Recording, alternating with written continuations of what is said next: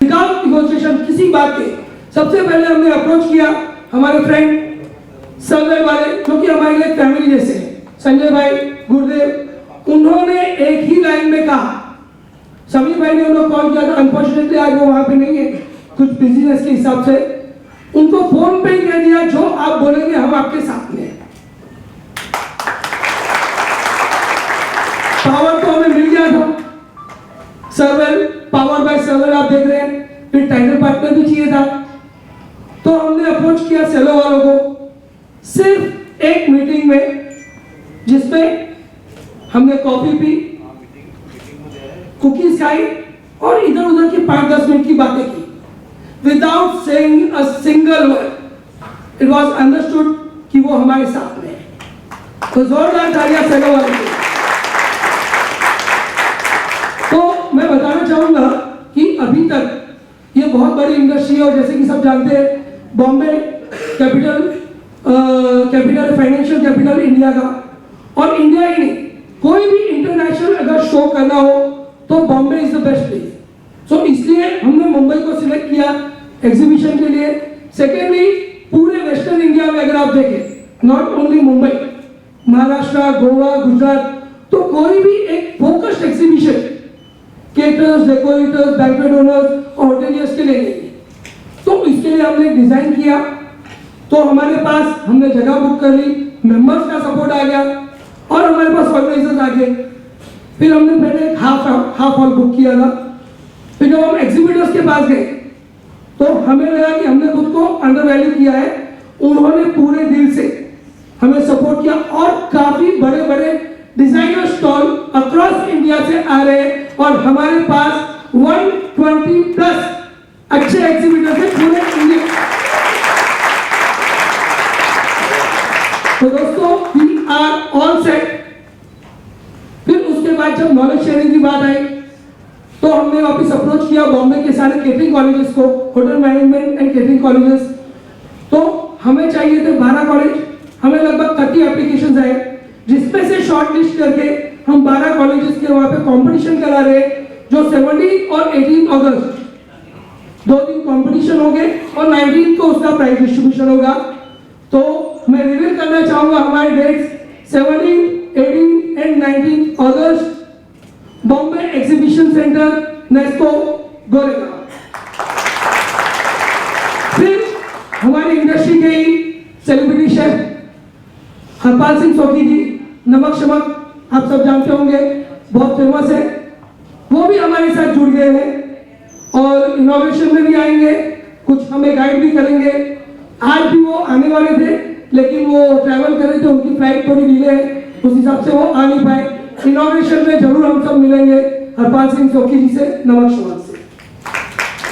तो दोस्तों, बस यही जानकारी मैं आपको देना चाहता था।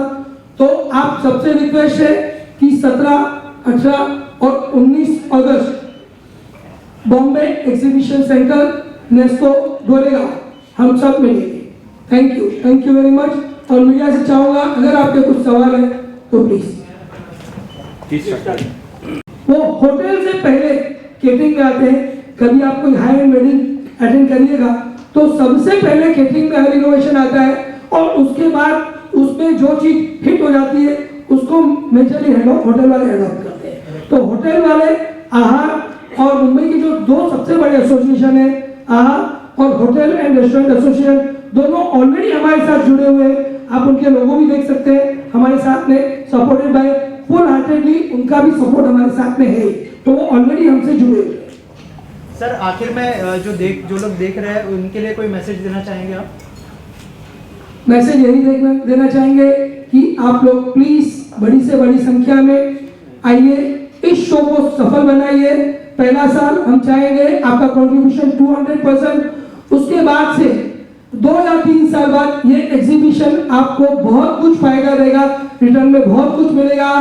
तो दोस्तों, सब लोग आइए, हम मिलते हैं 17, 18 एंड 19 अगस्त को बॉम्बे एग्जीबिशन सेंटर, नेस्को, गोरेगांव में। कहां पर? Cello presents catering and decor expo 2023 powered by survey. Thank you.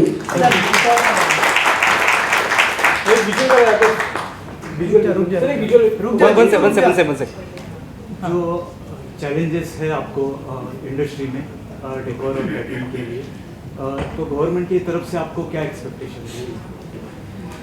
Sir ये बहुत ही वैलिड सवाल है आपका, क्योंकि क्या था कि हम जब भी गवर्नमेंट के पास जाते हैं तो जो भी रूल्स बने होते हैं नॉर्मली वो रूल्स फिक्स स्ट्रक्चर के लिए होते हैं, जैसे 5 स्टार है, होटल्स है, उनके लिए प्रॉपर एसओपी बना हुआ है। लेकिन जब आउटडोर कैटरिंग की बात आती है तो कभी इस पे फोकस करके कोई भी एसओपी बनी नहीं। लेकिन ये भी मैं कहना चाहूँ कि जब भी हम पिछले 5-7 साल में इसमें काफी अवेयरनेस आई है, कभी फायर का इशू हुआ है या कभी कोई फसाई के या एफडीए के नॉर्म्स आए, तो हमने जब भी गवर्नमेंट को या जो ऑफिशियल्स को हमने अप्रोच किया है तो फुल हार्टेडली उन्होंने हमारी बातें समझी और हमारे लिए काफी कुछ उन्होंने चेंजेस किए हैं और हमें हमेशा सपोर्ट किया, क्योंकि और हमेशा से ऐसी नई नई चीजें और भविष्य फ्यूचर में भी हमें उनका सपोर्ट लगेगा। तो उन्होंने हमेशा हमें ये सांत्वना दी है कि हम आपके साथ में सपोर्ट भी किया है।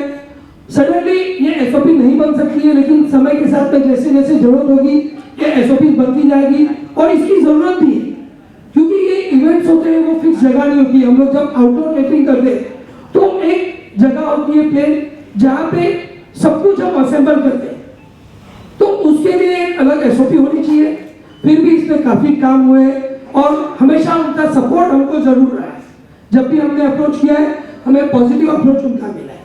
सर और एक सवाल सर, जो स्ट्रेंथ है आपकी वो तो दिख रही है अभी, लेकिन जो वीकनेस है उसके बारे में आप क्या करेंगे? सर आपने जिसको स्ट्रेंथ बोला शायद वही हमारी वीकनेस है। क्या है ना, देखिए जब कोई शॉप्स होती है ना तो उनका पर्टिकुलर, जैसे आप टेलीविजन लेने जा रहे हैं तो एक जन 25,000 में बेच रहा है तो दूसरा 24, तीसरा 24.5, उनकी एक लिमिटेड होती है। तो सबकी कॉमन प्रॉब्लम सेम होती है और कभी भी कोई भी एसोसिएशन में लोग कब जुड़ते हैं जब उनकी कोई तकलीफ का निवारण एसोसिएशन करता है या उनकी प्रॉब्लम सॉल्व करता है। लेकिन केटरिंग में बहुत ही वेरिएशन है। आपको 200 रुपए में बढ़िया खाना मिलेगा, 800 में मिलेगा, 1500 में मिलेगा और 15,000 वाला भी मिलेगा।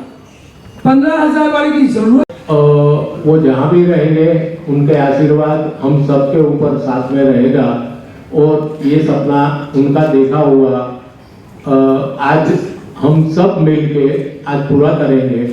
बाकी आगे का क्या हो रहा है, एग्जीबिशन कैसे जा रहेगा, ये आपको ललित भाई बताएंगे। Thank you. Thank you Yogesh भाई। मैं ललित भाई को गुजारिश करूंगा कि आज का जो प्रेस मीट है उसको पहले संबोधित करें, उसके बाद में जो भी हमारा एसोसिएशन का जो भी कार्यक्रम है उसको बाद में करेंगे। पहला प्रेस का रिलीज चालू करेंगे। प्लीज योगेश भाई, ललित भाई। Respected dais, respected media and all my friends, a warm welcome to Cello presents Catering and Decor Expo 2023 powered by Survey। दोस्तों आप सभी जानते हैं कि जब से पहले महाराज होते थे, आचार्य होते थे, हलवाई होते थे, फिर केटरिंग इंडस्ट्री आई तो बॉम्बे केटरर्स एसोसिएशन एक सबसे पुरानी संस्थाओं में से है जिन्होंने केटरिंग एसोसिएशन के नाम से एसोसिएशन बनाया। इसको 50 साल पूरे हो चुके हैं। इसकी शुरुआत हुई थी एक लाइट मोड पे पिकनिक वगैरह करने के लिए, फिर धीरे धीरे करके लोगों ने इसे सीरियसली लिया। काफी जगहों पर कोविड जैसे मामलों में, फायर के मामलों में, लोगों के लाइसेंस के मामलों में बॉम्बे केटरर्स एसोसिएशन ने काफी काम किया और उससे सभी मेंबर्स को काफी सहायता हुई। लेकिन जब 50 साल पूरे हुए तो सोचा कि अभी भी हमारी जो इंडस्ट्री है सबसे बड़ी और सबसे पुरानी इंडस्ट्री होने के बावजूद भी एक सबसे अनऑर्गेनाइज्ड इंडस्ट्री है। तो बीसीए ने सोचा कि कुछ बड़ा करना चाहिए। 50 साल हो चुके हैं तो हमारे जो मेंबर्स हैं वो हमसे क्यों जुड़े, उनके फायदे के लिए। तो जब बहुत सोचा तो एक ही बात सबके दिमाग में आई कि आज का जो जमाना है, मॉडर्न जमाना है, टेक्नोलॉजी का जमाना है, तो सबको अपग्रेड करने के लिए क्या करना चाहिए। तो महाराष्ट्र में पहले हमने बॉम्बे की सोची, तो बॉम्बे में कोई भी बड़ा ऐसा एग्जीबिशन नहीं होता है जो केटरिंग, डेकोर, इवेंट और बैंक्वेट ओनर्स, होटेलियर्स उनके ऊपर फोकस है। फिर धीरे धीरे ये सोच बढ़ती गई, मुंबई से पूरे महाराष्ट्र जुड़ा। हमने महाराष्ट्र में जिसको जिसको भी फोन किया, पूरे महाराष्ट्र में नासिक, पुणे, नागपुर, नांदेड़, अकोला, औरंगाबाद, अहमदाबाद, हर जगह से हमें 400% हमें सपोर्ट मिला। उन्होंने कहा आप करिए, हम आपके साथ में हैं। फिर इसी तरह हमारे साथ जुड़े गुजरात एसोसिएशन और Gujarat theatre association, Goa association. फिर हमने आहार को कनेक्ट किया जो कि बहुत बड़ी बॉडी है, association of hotels and restaurant, फिर होटल्स एंड रेस्टोरेंट एसोसिएशन, इन सबका भी हमें सपोर्ट मिला। और उसके बाद या कहिए सबसे पहले जो कि एक पेरेंट बॉडी है बीसीए की, बीसीए उन्हीं का बच्चा है, यानी कि federation of all India caterers, बिना कहे उनका सपोर्ट हमेशा से हमारे साथ था। तो इस तरह से जो शुरुआत हुई थी, हमने सोचा कि एक एग्जीबिशन करना चाहिए। तो एग्जीबिशन ही क्यों? तो एग्जीबिशन एक ऐसी चीज है जहां पे हर चीजों का सॉल्यूशन हो जाता है। एक तो हमें जो परचेस करना होता है, जो कि बहुत बड़ी हमारी प्रॉब्लम होती है, out of Bombay, out of India जाना पड़ता है, तो हमारे यहाँ पे हमको सब कुछ मिल जाएगा। सेकेंड थिंग कि एक दूसरे से काफी चीजें शेयर कर सकते हैं। एग्जीबिशन में आगे चलकर फ्यूचर में हम कन्वेंशन है, नॉलेज सेशंस है, कॉम्पिटिशन्स है, बहुत सारी चीजें करने वाले हैं जिससे हम अपने आप को अपग्रेड कर सकते हैं। तो हमने एक टैगलाइन बनाई है, कनेक्ट, यानी कि एक दूसरे से जुड़िए, इंस्पायर, एक दूसरे को प्रेरित कीजिए, इंस्पायर कीजिए, शेयर, दो बातें आप बताइए, दो बातें हम बताएंगे, एक दूसरे से शेयर कीजिए, and grow, we all should grow together. तो इसी सोच के साथ में हमने ये एग्जीबिशन का आइडिया किया और जिसमें पूरे दिल से इन सभी ने हमको सपोर्ट किया। तो एक बार मैं चाहूंगा जोरदार तालियां इन सभी हमारे सपोर्टर्स के लिए। जैसे कि आप सभी जानते हैं कि कोई भी इवेंट हो, एक बहुत बड़ा रोल होता है स्पॉन्सर्स का। तो हमने सोचा, हम बहुत हिचकिचा रहे थे, हमारा पहला साल है, अभी तक हमने कुछ नहीं किया, कौन हमें सपोर्ट करेगा। तो जैसे ही हमने हमारी बात रखी, बिगर कुछ निगोशिएशन, इस जर्नी के बारे में बताइए 50 साल की। और ये भी जानना चाहूँगा कि कैटरिंग का जो एक्सपो है वो पहली बार होने जा रहा है, तो कब दिमाग में आया कि इस तरह का एग्जीबिशन करना चाहिए, इस इंडस्ट्री के लिए कितना इम्पोर्टेंट होगा, कितना सिग्निफिकेंस होगा? सर ये एक्सपो वैसे कहेंगे तो हमारी जो मदर बॉडी है, मैंने जैसे डिक्लेयर किया, बताया आपको कि federation of all India caterers, तो 2016 में कोविड के पहले एक एग्जीबिशन हुआ था। उनका मोटिव है कि केटरिंग की जो भी एसोसिएशन है पूरे इंडिया में, उनको अंडर वन रूफ लाना, और जो केटरिंग हमारे जितने भी केटर्स ऑल ओवर इंडिया में है उनको एजुकेट करना, उनको साथ में लाना। तो हर साल फेडरेशन, हर 2 साल में sorry, by yearly federation of all India caterers एक एग्जीबिशन करता है जो इंडिया के अलग अलग हिस्से में होता है। फिर हमने जैसे कि ये 50 साल पूरे, हमने सोचा कि मुंबई की बहुत बड़ी कैपेसिटी है और बहुत बड़ा परचेज पावर है, तो क्यों ना ऐसा एक एग्जीबिशन। तो ये आइडिया वहां से आई थी, जिसके ऊपर थॉट प्रोसेस किया हमारे प्रेसिडेंट साहब, हमारे पूरे कमिटी मेंबर्स ने सोचा। फिर हमारे मेंबर्स को एजीएम में हमने ये बात रखी, तो सारे मेंबर्स ने फुल हार्टेडली कहा कि नहीं हमें ये करना चाहिए। तो इस तरह से आइडिया आया, और क्योंकि बॉम्बे की कैपेसिटी है तो ये एग्जीबिशन बॉम्बे में हो रहा है। और एक इम्पॉर्टेंट बात कि ये हर साल होगा, यानी कि this will be an early IP, ताकि हर साल, जैसे आपको पता होगा कि हमारी केटरिंग इंडस्ट्री की जो मेन सीजन होती है नवंबर दिसंबर में शुरू होती है, तो हर साल लगभग अगस्त या सितंबर के महीने में हम ये शो आयोजित करेंगे। फ्यूचर में इसे हर साल डबल ट्रिपल करेंगे, और अगर आप सबका साथ रहा तो नेक्स्ट 2 and 3 इयर्स में हम इंटरनेशनल पैविलियन भी यहाँ पर जरूर आएंगे। Thank you. और एक चीज़ आपसे जानना चाहूँगा, जैसे आपने कहा कि आप लोगों ने 12 कॉलेजेस को शॉर्टलिस्ट किया है, 30 कॉलेजेस का जो एंट्री आया था। आपसे जानना चाहूँगा, हमारे देश में 62% यूथ है, तो उनके लिए किस तरह की अपॉर्चुनिटी होगी स्पेशली इस एक्सपो में, अगर उस बारे में कुछ बताएं। बहुत ही बढ़िया सवाल है। आप देखेंगे down the line 10 years catering में तो एक फिक्स मेनू सेट होता था कि 2 मिठाई होंगे, 2 फरसान होंगे, 2-3 सब्जी, रोटी, दाल, राइस, आइसक्रीम हुआ तो हुआ, नहीं तो नहीं होता था। पिछले 10 साल में इस इंडस्ट्री में एक कहते हैं जितना 70 साल में बदलाव नहीं आया उतना हर साल आया। आप देखेंगे प्रेजेंटेशन, जिस तरह से मेनू प्रेजेंट करते हैं, आप जिस तरह से डिस्प्ले करते हैं, जिस तरह से मेनू डिजाइन करते हैं, नई नई चीजें, फ्यूजन फूड, इंटरनेशनल फ्यूजन, और उसके साथ में सब कुछ बहुत तेजी से बढ़ रहा है। तो इस इंडस्ट्री की डिमांड भी बहुत ज्यादा है। अगर आप आंकड़े देखेंगे तो 5-10 साल पहले जितने लोग आते थे इस इंडस्ट्री में, बच्चे, यूथ आते थे, आज उससे मिनिमम 15 टाइम ज्यादा यूथ आ गए। आज इवेंट इंडस्ट्री वो एग्जिस्ट नहीं करती थी 10 साल पहले, आज बच्चे देखो बहुत शौक से। तो इवेंट इंडस्ट्री की पैदावार ही केटरिंग से हुई है। सबसे पहले हमारे यहाँ पे फंगल पे बैठ के खाना खिलाते थे, भोजन जरूर होता था, फिर उसमें ऐड हुआ डेकोरेशन, फिर थोड़ी बहुत एंट्रीज, फिर ढोल, साफा, शहनाई, और फिर इवेंट। तो ये कितना भी आगे बढ़ जाए, food will be an integral part. तो आप फूड को तो निकाल ही नहीं सकते हो। और ये एक इंडस्ट्री ऐसी है, हमारे योगेश भाई कहते हैं कि जो जन्म से पहले और मृत्यु के बाद तक, यानी कि बेबी शावर में शुरुआत होती है और मृत्यु के बाद 13वां-14वां होता है, उसमें भी इस इंडस्ट्री की जरूरत पड़ती ही पड़ती है। तो जैसे आपने कहा कि डे बाय डे आप आज देख लीजिए, टेलीविजन पे पहले कभी नहीं आते थे, इतने सारे शोज आते हैं, मास्टर शेफ हो गए, बाकी सारे भी बहुत सारे शो आते हैं, उन्होंने बहुत कंट्रीब्यूट किया है।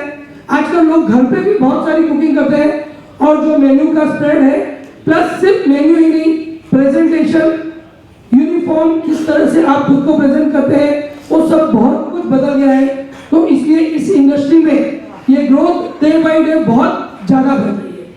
थैंक यू सर, क्योंकि ये आपका फर्स्ट ईयर है, तो कितने फुटफॉल्स एक्सपेक्ट कर रहे हो, वहाँ पर कितने लोग पहुँचेंगे जिससे कनेक्शन बनेगा? आई एम श्योर, क्या कहना चाहेंगे सर?